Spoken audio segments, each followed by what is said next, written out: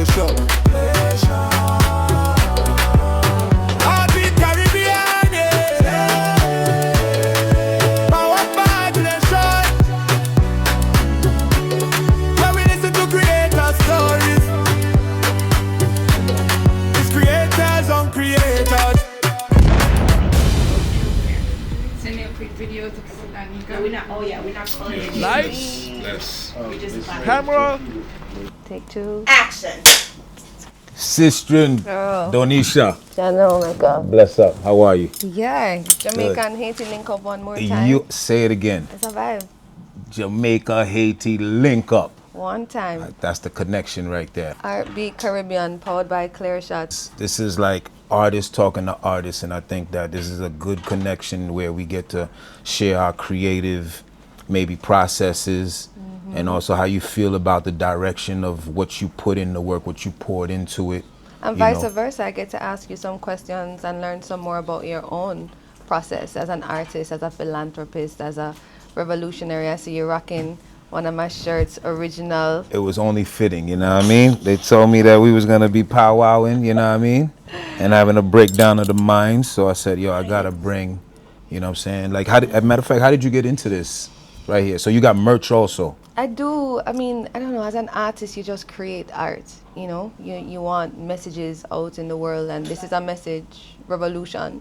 So the design has a treble note, music symbol, a heart, the Ethiopian mescal, and the world.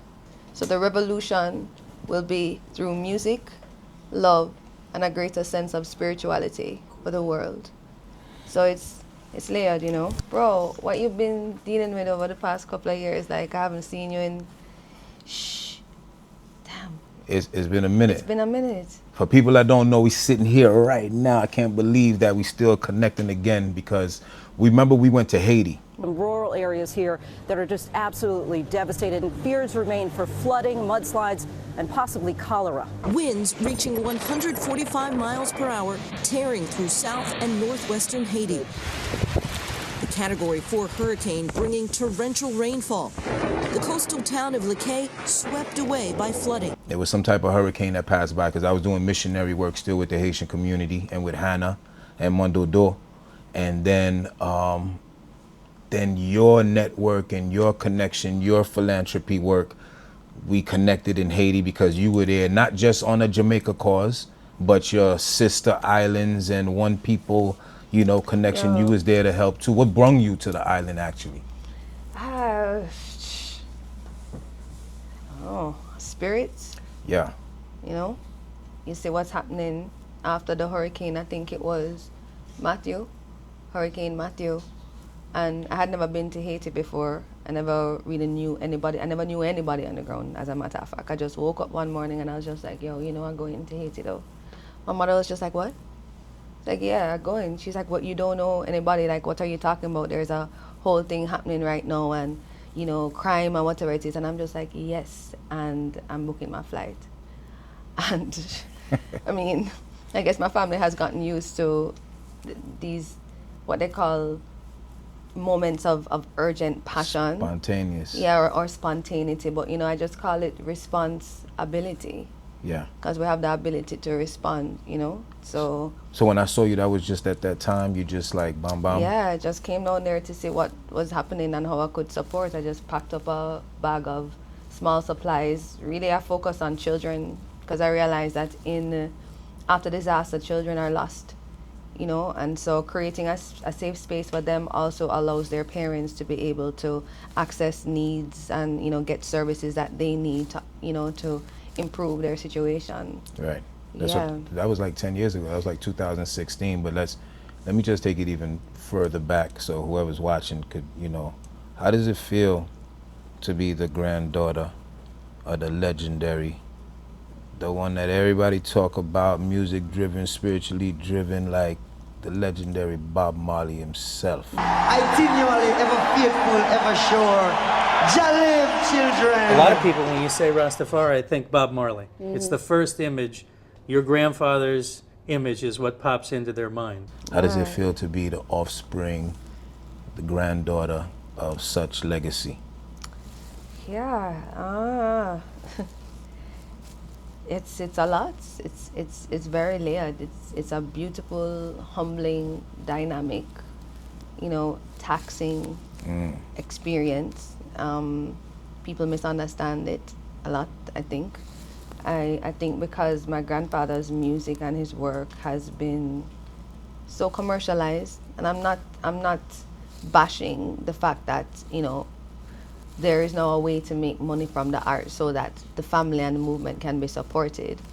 But I think that taking the revolution outside of the revolution has caused a lot of implications. I think that people are now more fans than they are actively orienting themselves towards solutions and creating a world that is equal and fair and just and all of those things that Rastafari and reggae music sing about, So being who I am today in 2026, it's layered. Right. It's layered, and it also it depends on the space where you are. Like when I was in Haiti, nobody knew who I was when I was doing work, Right. until time passed and word got around or whatever it is. But that is what is important. I feel it's important for people to see humans as humans, before any titles, because titles confuse the dynamics of the experience. Did you see a difference? Sometimes. Like, did you see a difference between that now they know who you are and when they didn't know who you are? Did you see a difference in the way that you were treated? Yeah, sometimes. Yeah. Sometimes. You see, when it's the reverse, when people know who I am, then there's a different approach, But when people just see me as a random Rasta woman, Yeah. Outspoken, I become mischievous. I become a troublemaker. And then when they hear I'm a Marley, oh, it's okay then. So you deal with that. So that. I guess that leads to kind of like some other, I guess, points of views from people, that because you're a Marley, that a lot of time gives you a pass. Yeah. And it does. It does. I mean, sometimes when you're in Jamaica, you don't join a line unless you want to. Right. You can always go to somebody and be like, or you don't need to say who you are. People will see and create allowances, which is, I hear that, I experience it a lot. But then when I look at what the Rastafari community experiences in comparison to what I experience, then it becomes layered. Right. How do we create a level playing field for everyone who looks like we do then, and not just has a title ascribed to their name? I mean, what about you, Mecca? Because you've been in the game for so long. Somebody just called you a legend and you're like, hey. Like what? Like you're showing up my age. I don't even know what that. I mean, I understand that's to even just be in the same, like your grandfather was a legend. You know what I mean? Like people put their lives on the line, for a cause greater than themselves. It uproots families sometimes and causes disruption with people, and they don't agree with certain things. So it's like, for me, like, I don't know if I'm in that same, bracket, but we still putting in the work. I think we know where the roots come from, and we know that the work still needs to be continued. And so, like I just been, as soon as I came into the knowledge of self and understood where my people come from, and this go even before Haiti, before Haiti, take it back to the motherland, take it back to the spiritual realm, so when I came into the knowledge of myself, I said, there's work to be done. There's a responsibility now to be upheld. You know what I mean? The consciousness is in it's a whole nother sphere now. So once you become conscious, you become responsible, because you know what you got to do. That's it. And that's what the work's been the whole time. And that's the troubling of the world, that people not conscious, so they don't know their work. They don't know what work they got to do. And that's why people never find their purpose in life. And so I felt like I found a lane that nobody was tapping into, I started with I was experimenting with like the hip hop Creole movement. Tout moun di stil mwen led. Lèm di sak pase nou tout di na boule tankou zed. And I pierced some ground and stuff like that, but I wasn't born in Haiti, and so my Creole wasn't the sharpest, so I always felt a certain, what do they call that? You know, when you feel a certain way about even speaking the language, because I know I wasn't pronunciating. Identity. Yeah, so Right. I wasn't, you know, I felt like I wasn't pronunciating maybe certain words how they should be, and maybe not doing justice to the culture. And when I'm doing interviews, and sometimes you shy away from like speaking a whole nother language that you probably can articulate yourself, but because you got this, you know, this identity thing that, you know, you can't be really, you know, like proficient in it. Yeah. But I mean, I think it's a beautiful thing to just represent your culture while you in the fight, while you taking care of work and supporting yourself. You know, when did you start getting into like the creative field? It's one thing, or better yet, answer me a two-part question. When did you come into the realization that you were like Bob Marley's, like you knew who your grandfather was? And then the second part of that is, when did you start kind of like really acting on the energy that you are, you know, like Bob Marley's, the legend Bob Marley's granddaughter, and you started putting in work that kind of now falling in line with that, you know what I'm saying, that work that grandfather was doing? It's always kind of weird to introduce myself as Bob Marley's granddaughter, because it's a celebrity thing, you know, Bob Marley. But to me, it's just my grandfather. Yeah, I would definitely have to say that there are a few reality checks that I've had in my life at different places.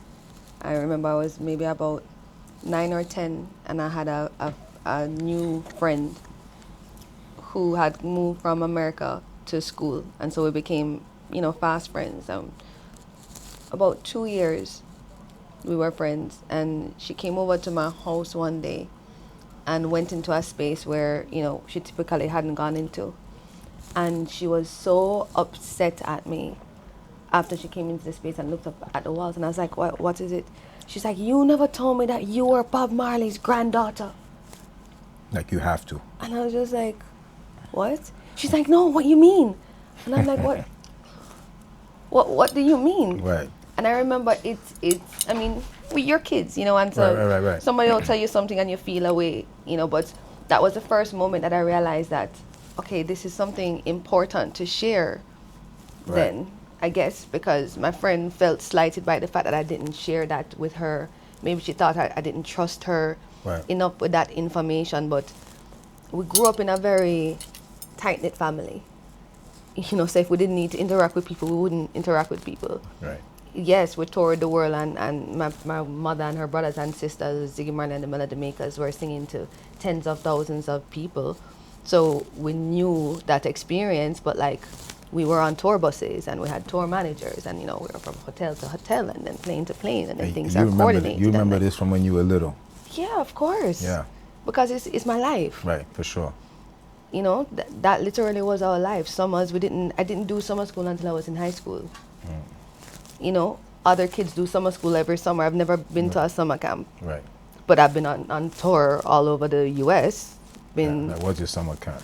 You know, and so I didn't have perspective. I didn't have anything to compare it to until I started to get older and have different experiences and go to high school now and hear other stories of other lives, and you know, then you start to realize that, okay, there are dynamics of how people even see you, because you're just here having a life, right? And people have so many opinions of who you are and who you must be, and you're just like, okay, do I embrace these opinions or can I just be me? And like, just decided I'm just gonna be me. Yeah. Y'all, I'm just gonna be me. Right. You know, create space for that. Especially, like, I didn't grow up with my grandfather. I grew up with my grandmother. And so my grandmother always made sure that how we knew my grandfather was as a grandfather. Mm-hmm. Yeah, not like Bob Marley. A figure, yeah. You know, it's your grandfather. Yeah, for sure. You know, like a person in the lineage that, yeah. you know what I mean? But when you go out into the world now, it's complex because like as you grow up and you realize that you don't have a grandfather, you know, to have those experiences that your grandparent has or whatever it is.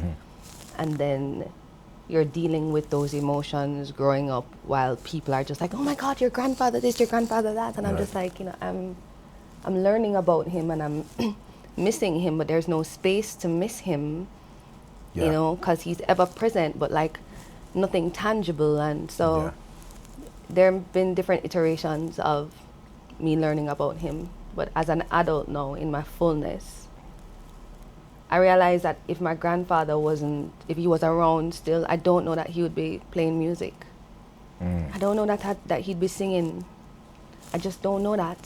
Because there's so much work to be done in the world that demands more than, you know, music allows us access to become and to activate sometimes. Right. You know, so, yeah, I continue to decide to choose to be who I am and define space on my terms. Right. Maybe one day I'll sing. Hey, you might just fall into the footsteps still. Hey, maybe one day, but that's not today. For now, I'm still using my voice, but in a different way. Yeah, I think that standing on the shoulders of giants, we have a responsibility. Like I have a great uncle, Félix Mauricio Leroy. He's a big playwright, gros écrivain in Haiti. He brought Creole to theater because a lot of things were done in French, the education, even the arts. And so he believed that our racine, our root language was Creole, our revolutionary language. And he did plays, theater, poetry as well. And so I feel like I honored those roots, becoming a poet and just kind of filling into that purpose, and realized that having a voice and having things to say about issues and social, you know, woes in our community, that's even how hip hop began. You know, I'm like, I'm an MC at heart, you know, from back in the days, and born in the streets of New York. And so hip hop, hip hop evolved because it was a voice in our community that we didn't have. And so we was like, yo, we gonna be that voice. And so we started talking about, but our stuff, even back in the days, it always gets twisted because we wasn't talking about disrespecting women, taking drugs. That's not what we started talking about. They would have never let that stuff grow into what it is. We would have never let it grow. There was organizations that, you know, stood by it to make sure that there's like a declaration of hip hop where it's not about degrading, but somehow it get twisted up. And we lose our identity and things like that too. But you know, following in the footsteps of like our ancestors, I think is a great, mighty thing to do. And you just continue in the work. I don't think we have an option. Right. I mean, look at the world, bro. The world is crazy right now. Right, for sure. No leadership. None. And like, looking at these leaders, I'm just like, bro, all of these guys are at the end of their life. Why are they making these huge decisions on behalf of an entire world who is standing by? I'm just not understand. I don't understand how we got here. You know, and it's like it is so urgent for us to get back to our roots. How many of our kids know that plants come from the ground, apart from out of a book? Have they ever seen, they ever picked a fruit off of a tree? Right. We become disconnected. Fully. Yeah. These are real life things. Yeah. You know, now I'm in Jamaica right now, on the battlefield, after this Hurricane Melissa mashed up the whole of the west side of the island. And then you realize that there's so many dynamics to recovery and relief and that kind of thing. First of all, there's so much class issues. Right. Because it's the poorer set of people who were impacted. Exactly. You know, not uptown, not the well-off people. People who, they say, live on captured land, meaning land they don't own. Jamaica is 63 years old. Right? Jamaica is 63 years old. By law, if you live on somebody's private land, you can live there for 12 years, and after that you can apply, you can claim adverse possession. That's like part of a constitution? That's a part of the Constitution of Jamaica. In But Jamaica. if it's government land, i.e. Crown land, which is land that was given to the Jamaican government after independence, land meaning plantations that were put under the Jamaican government to give to the people. If you live on Crown land, you have to live on Crown land for 60 years 60. in order for you to own the land. 60. Okay. 60. Jamaica is 63. So basically you would have to be at least 61 years old, living on the land for 61 years. Wow. So are you saying that, what you're saying in a sense that it makes it difficult for Fully ownership? inaccessible. Because from even back then, that would have to be like the plantation owners that only had land at that time, and then for you to extend another 61 years. When you really look at how much it takes to build a nation, again, that's why I don't think that we as artists right now have the luxury of just being entertainers. It's not a thing that I can allow myself to sit with. It just don't sit comfort. The world is burning down. Oh no, I concur with what you're saying, because it's like I'm in this world and I could rap about anything, or I could do some poetry about anything, any secular thing that's popping, but I choose to still draw back, observe, and really just speak about really the issues and the messages that need to be addressed, you know? And that's why IET's always been on my mind, you know? I become like a cultural ambassador. Freed out of bondage, you gotta pay homage. The most illustrious war, 1804, never done before. A quantum leap to 1784. We talked about breaking the chains, breaking the pain, but since I was struggled, it's never been the same. You know, for the culture, for the country, for the movement. For the memory. Yeah, exactly. And I'm just trying to educate the youth about our greatness, because once you don't, I know it sounds cliche, you don't know where you come from, you know what I mean? But really, like, if you knew that, at least it did that for me. Once I came into the essence of knowing what my people did and where we came from, I said, we took this many steps back? I said, nah. I said, the ancestors, they not happy right now. I said, it's time for us to, like, now we got to take leaps to even try to catch up to the greatness that we supposed to be already, without flaw, without, you know, just picking up the torch, carrying the torch and continuing the legacy. Just need to be more solidarity between our islands. Yeah. Because we are a region that is powerful. Very powerful. Very powerful, sure. You look into North America and you ask them who are the black people who have invented and done stuff, and you trace it back, and they have Caribbean roots. Of course. You know, but we're called Black Americans in North America. Right. You know, we're not identified for where we come from. That's another way that they erase. Divide and conquer. Yeah, that's another way that they erase us. Yeah. You know, this idea of one story, one single experience. They flatten our experience. You know, our experiences, our storytelling has to be nuanced. Has to carry nuance in order for it to activate memory. That's what we're trying to do. Indeed. We are trying to remember For sure. and piece together the bits and pieces of memories that are scattered all over the world, that live in every person that we meet, to put together this mosaic of what humanity really is and can be. That's just sort of how I see it still. Yeah. You know, everything else is superfluous, really. All of this, you know, titles and this and that kind of thing. You know, humans, we are so powerful. You know, we can build or we can destroy. Right. We live one time, that we know.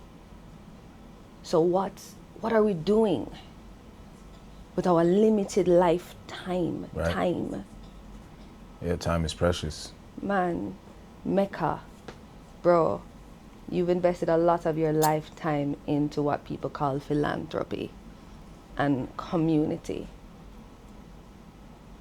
What are some of the sacrifices that you've had to make to preserve culture for the youth, as we say?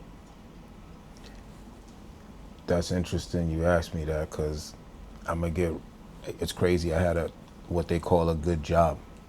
You understand me? Like making like 70, 80,000. Had a good job, but that job had strict, you can't take time off like that. I got schools calling me, they want me to speak to the kids for a quarter of that pay, sometimes for no pay. But they want me to appear and be the keynote speaker, or they want me to address those kids, or they want me to do a workshop with them. And I'm making like on some $25, $27 an hour.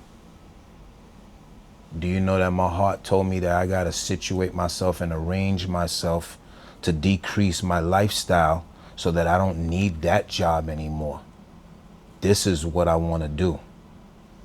That uprooted family, because now you're not making the same bread. And in a society that, you know, like it's about what you have, that kind of like, you know, they look at you a certain way, you know, on the block, you know, the size of your house or your car you drive. So at that time, again, when you don't have that knowledge yourself, you get caught up into that whole system also. But that sacrifice you talking about for the arts, to make sure that I push myself into a realm where I can be happy at 70, 80, 90 years old and don't fall into this hole, is just sacrificing a lot of secular and just kind of mainstream. My job was one of them, you know what I mean? Like, you know, what they call the good job situation. So now I had to like make it work, and all prevails when you just put into it. I was listening to something that I forgot who was saying it, but he was like, yo, you just gotta like jump off the cliff. You know what I mean? I was at this job 18 years. You just gotta jump off the cliff. People looking at me like I'm crazy, like to go on tour and do poetry, to work on a book. Like they look, you know what I'm saying? And so now that's what sustains a lot of the, you know, a lot of the financial situation now. If it wasn't for that, you know what I mean, I would have to probably get like another kind of like 9 to 5 that locked me in. So now being able to travel and being able to like brand yourself, being able to like sell merch, have a book, have EPs and things like that. So I got a book coming out called IET Was Born in Me. Yes. And I titled it that way because I wasn't born in IET, but IET was born in me. And that's what's been my movement. People be like, yo, why you so passionate about Haiti? You wasn't even born there. But that's the birthland of like my, you know, my parents, my grandparents, my ancestors, you know. And of course we can go back to Africa, but we already know how they try to divide and conquer. We know that IET is Africa's, you know, daughter, you know, so there's no separation. But in speaking about how they divided it up, and my people from IET and original Taino land, and we just got to do the work. We pick up and go. We know that we standing on the shoulders of giants. And the book is called IET Was Born in Me, and it just basically describes how I was born here, but respect and honor the legacy of my ancestors.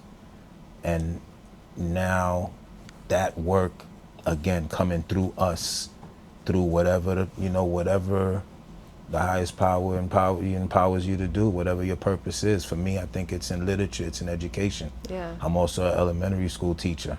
Yeah. You know, so I'm in education. I'm right where they're young, coming into kindergarten, and they're able to be taught. What did Frederick Douglass say? It's easier to teach young children than to repair broken men. You know, so at a very young age, able to sprinkle a little knowledge with them, steer them right. I'm also involved in the behavioral, aspect of their lives. As one of the very few male presence on campus, I'm also, involved in a behavioral aspect. And so, again, poetry is that medicine for them. They just want to write about, they just want to express themselves. That's what poetry did for me. Express myself and also represent my culture. And man, you put those two things together, you have work, because there's work to be done. What is your creative process like as a poet? I think at this point, I feel like I'm so, it's not difficult for me anymore. You know, before it used to be, I used to have to do a the same way I teach my workshops, do a vocabulary bank, all the things that go with that topic, whatever it is I want to write about. But now it's just so free. Now, if I tell you I want to write a poem about this particular topic, if it interests me and the heart is there, not something fabricated, but if the vibe is there, I could just write the poem because I just feel it. Now it's words. Now I know what channels me. I know how to bring what I want to say to life on pen and paper. I know how I want to deliver it. I know how I want to package it. I know how it's going to come across to my audience. I think it's really important to know who your audience is also. And so that's my process. Just kind of, I don't force it, but sometimes somebody may ask you to just write something also. And so that's where I guess the flip side of that comes out. I think it's still natural to me, If somebody asks me to write something and it's for a purpose and I'm all in, then it's gonna come natural. As long as it's aligned with what we talking about. Nobody's gonna tell me to write something about some booty shaking stuff and me not talking about how there's African roots to certain frequencies that make us move a certain way and not look at it a certain way, but understand we used to move like that with different frequency and different intention, and put the twist on them and educate them in that manner. But it won't be that. Oh no, it won't be that. In America, because we talk a little bit about identity. I want to talk a little bit about identity for a second. Because growing up in America and then growing up in the Haitian community in America and then being identified as Haitian American and then trying to come back to your Haitian roots, what are the common experiences that Haitian Americans have with this? With what? With just navigating identity, growing up in America, but in the Haitian community, and then coming out trying to identify as Haitian American and then trying to keep your roots back to Haiti. Yeah, I think anytime you got some cultural aspect to your life that's not respected, it becomes it becomes an obstacle. So that's one more thing that we had to deal with besides being kids, besides, school and having friends and we had to deal with the fact that we were Haitian in our community. And so I think self-esteem, it digs into your self-esteem, it digs into your pride, even at certain points in your life, like, why do I have to be Haitian? You know what I mean? Like, why you just, because you don't know. And because of you see all the backlash and certain, things happening in the community or hearing on the news. You're a kid too. You're trying to get girlfriends. And even the girls won't talk if they know that you Haitian. They won't even talk to you. So a lot of things starts to play in the psyche of the mind of a child that doesn't want to be something that he's being teased about and whatever. I didn't go through it hard body. You know what I'm saying? But I know that there were, if you talk about there's certain people, there's kids that have killed themselves because they were found out that they were Haitian. So now the humility, so that goes to show you how deep the stereotype and the stigma of being Haitian is, even on a child that doesn't have the maturity to understand, like the names that, that are being called and how it, how it affects him. That's how deep it was for a long time, and I felt like that's another reason why the work had to be done. What's the best way to go into the schools? Where do I need to go? The parks and everything, there's a lot of distractions. I need to go into the schools. And so I became an educator so that I can get that pass to get into these schools, know the principals, know the teachers, and put together cultural programming that they're not doing in there. Everything is tests, ABC, 1, 2, 3 things, but cultural identity is very important. When you have a child that's proud to be who he is or where he's from, it empowers it 3 times. 100%. Mathematics, science, STEM, all of these things. He's proud to sit in that seat. He's proud to be where he's from and represent his culture on career day and culture day and all of these different things, and not lost. It really reflects on, on a child. That's what it did for me. because of the dynamics between our countries, you know, because I didn't grow up in America. I didn't go to American public schools. Gotcha. I don't have any perspective of what the dynamics were in terms of islands. You know, I went to Howard University, and that was my first time really seeing how different islands engaged in a space outside of their island together. Right. What was it like with Jamaicans and the Haitian community here? There was beef. Yo, I grew up, actually, the times that I can remember that most of the Jamaican Haitian beef was in New York, you know, in Brooklyn. So, And what were they beefing over? yo, nonsense. Because they played tricks with our mind and brainwashed us, it became about girls, money, cars, business, foolishness. You understand? And then on top of that, the layer of the divide and conquer of them making us think that we were different, that we not brothers and sisters, and that we not from the same place. You understand? They not teaching us our history and not teaching us that there was, you know, Maroons in Jamaica that did the same work that the Negmawan was doing in Haiti. Conch shell, machete in hand, doing the same work. Matter of fact, we got a connection historically, and I know we have a lot, but they burn our history down. Bookman, you know what I mean? Like, Bookman was teaching slaves how to read in Jamaica. You know what I'm saying? But they told him that instead of killing him, they're going to send him to Haiti where they torture these slaves. And they teach him with the most brutality. And so they sent him to Haiti. In Haiti, he became part of the Bois Caïman uprising in 1791. He's a figure that we see clearly. That a slave that came from, I don't like calling our people slaves. Yeah, you know what I mean? enslaved Yeah, Africans. exactly. That came from, the peoples came from Africa.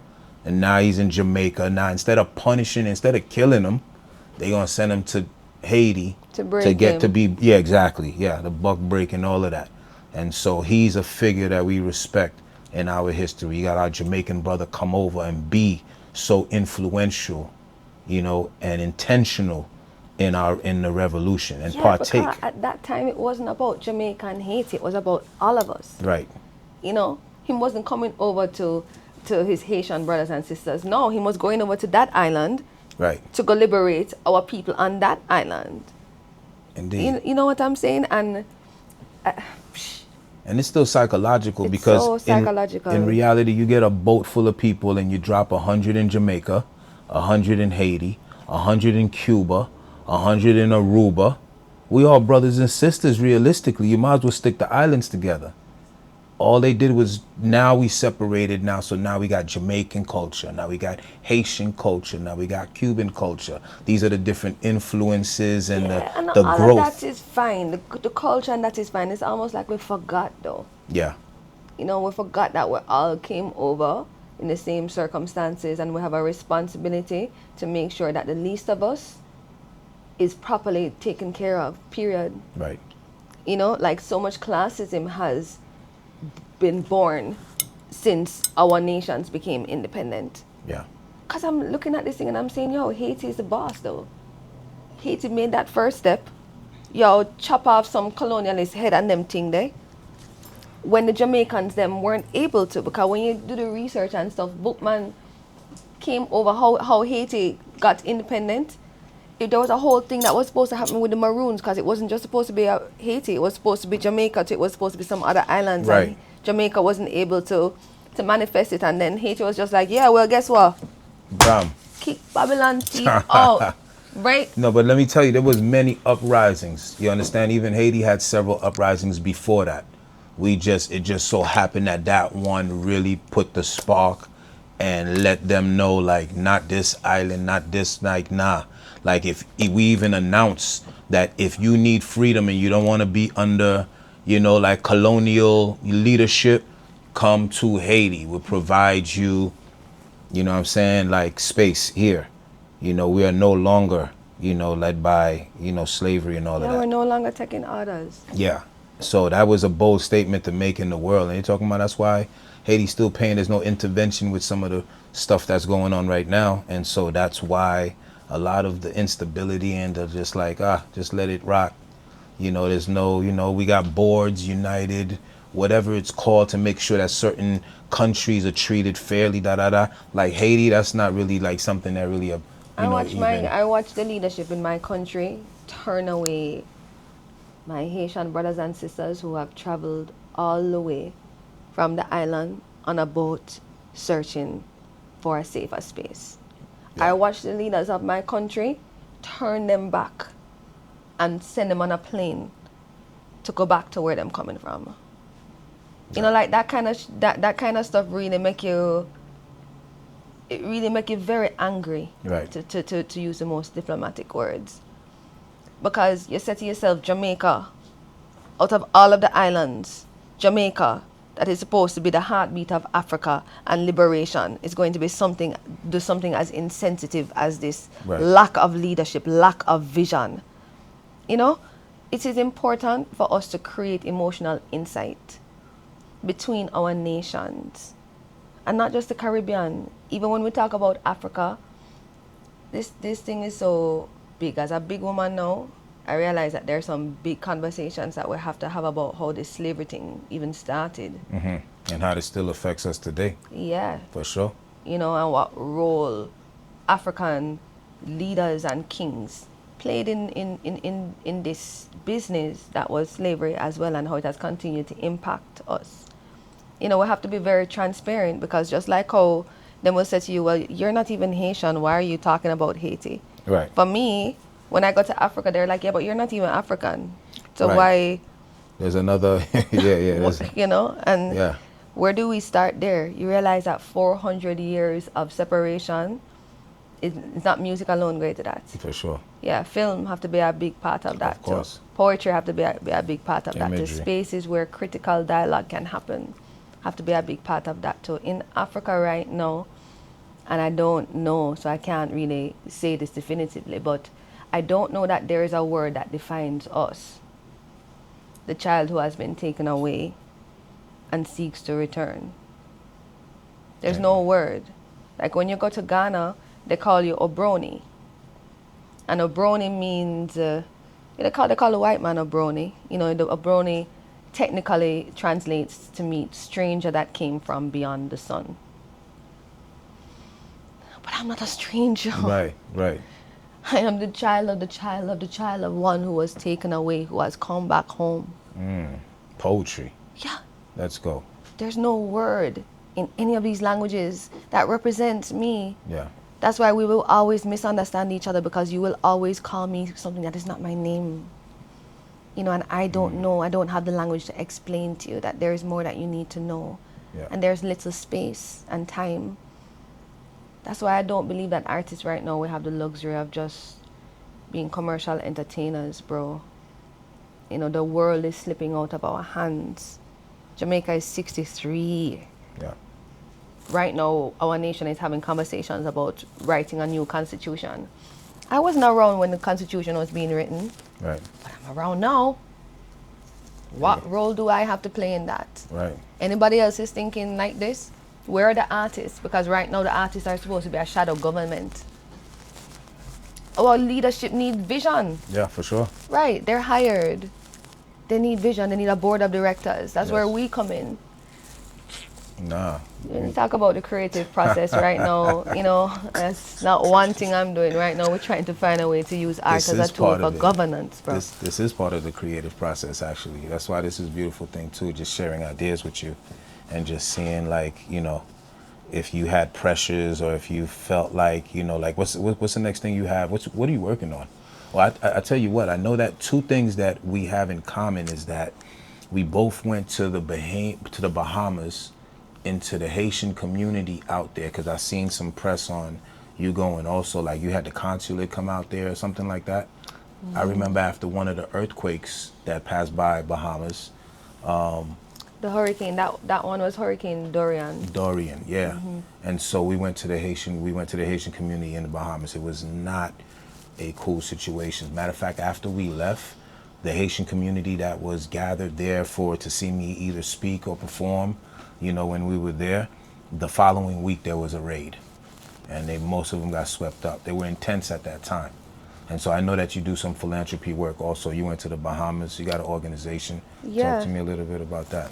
Yeah, well, after the Bahamas, the hurricane in the Bahamas, I had no idea what I was moving into. It was just like Haiti. I was going on the ground to see how I could support and trying to make some connections. I linked with Fab, and we learned that the Haitian consulate, we got a contact with the Haitian consulate in the Bahamas. When we land, it's his first week. Okay, he don't know nobody. Wow. Right? He can't get nobody on the phone, no emails, nobody's responding. He don't have a team. And I'm just like, this is crazy. Bam, we just got into action immediately. So me and my team was maybe about 5 or 6 of us who came down. We just immediately just started to activate to support the Haitian community, how we could. You know, and luckily one of us could speak a little bit of Creole. So we were able to communicate a bit. But bro, that was my first insight into like how xenophobic the Bahamas is. With Haitians. What? Yeah, for sure. Like, they were calling people out by their last name. Haitians were in one line and Bahamians were in another line. And they were giving out aid to people who were Bahamian first, and then they started the Haitian line. These are things that you're seeing and you're just like, how is this still just like in people's eyes? Nobody uprising, nobody doing anything? When we went to see how we could support where displaced people were staying, because my family opened up our hotel, so the entire hotel was filled with people, and we made sure that those rooms were filled with Haitian individuals, because we realized that the Bahamian government opened up all of these hotels, great, but they were for Bahamian nationals. Right. So the Haitians were displaced at that time. When you go and look for where they are, they're in large. Anyway, there's just too much classism and xenophobia in our region. There's no space for that. There's just no space for that. Jamaican, Haitian, Cuban, like Dominican Republic, whatever, bro. We came over on the same boats. Let's just get it together now. Yeah, for sure. Right? That's the respect. enemy sees us as the same thing. Of course. They call us by the same name. We are not each other's enemy. Right. And the sooner we understand that and stop trying to be cool and fit in with them, because it's never gonna happen, Mecca. Yeah. It's never gonna happen. I watch leadership of my nation making some decisions right now, and I'm just like, yo, did we forget?